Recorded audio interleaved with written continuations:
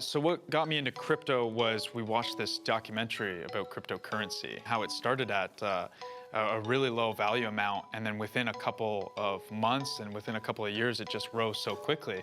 And so I started looking into one of these trading platforms, and I tried to get registered. And the process was really convoluted and kind of confusing and difficult. And they had me take a picture of myself and my license, and then I was holding a piece of paper that said like my name and the date, and I took a picture and then I sent it in, and they said, we can't verify your account, knowing that other people were possibly setting themselves up for future financial stability. I can't help but think that if something like Coinsmart was around back then with their instant verification, that I would have been able to get in at the 8,000 price point and ride the wave all the way up to 22. It feels so good to know that with Coinsmart, I am never going to miss another market opportunity again.